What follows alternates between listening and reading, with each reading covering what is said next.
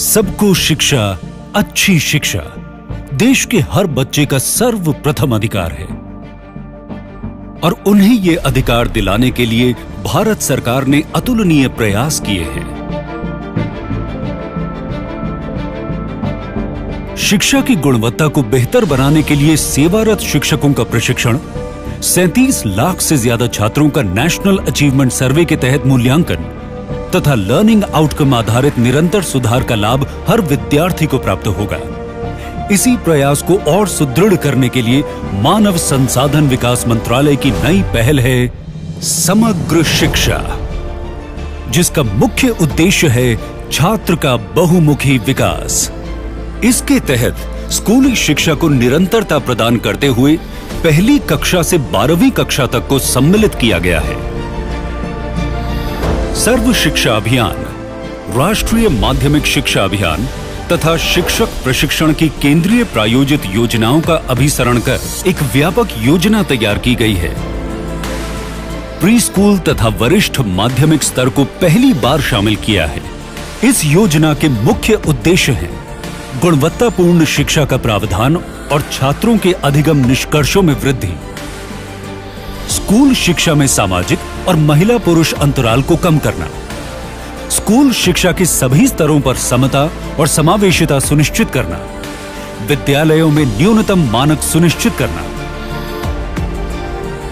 निःशुल्क और अनिवार्य बाल शिक्षा का अधिकार यानी RTE अधिनियम 2009 के कार्यान्वयन में राज्यों की मदद करना और SCERT और डाइट का सुदृढ़ीकरण। समग्र शिक्षा अभियान के तहत नए स्कूलों की स्थापना और पुराने का उन्नतीकरण किया जाएगा।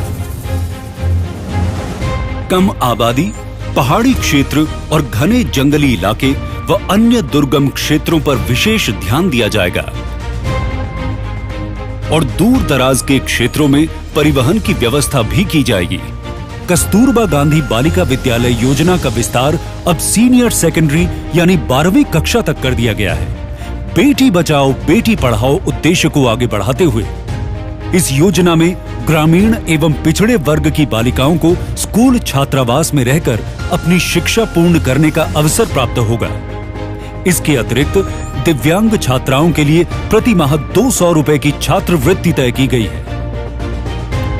गणित और विज्ञान के प्रोत्साहन के लिए राष्ट्रीय आविष्कार अभियान को और अधिक बल मिल रहा है।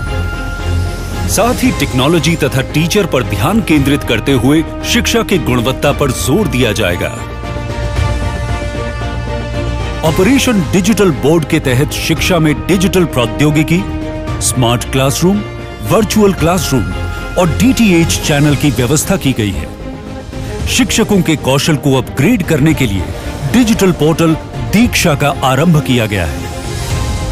भारत सरकार ने शिक्षा क्षेत्र को बढ़ावा देने के लिए वर्ष 2017-18 में आवंटित 28,000 करोड़ रुपए को बढ़ाकर वर्ष 2018-19 में 34,000 करोड़ रुपए तथा वर्ष 2019-20 के लिए 41,000 करोड़ रुपए की स्वीकृति दी है।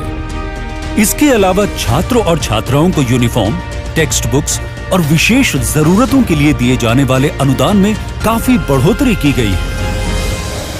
स्वच्छ विद्यालय अभियान के लिए विशेष प्रावधान, पुस्तकालयों के सुदृढ़ीकरण हेतु नियमित अनुदान का प्रावधान किया गया है।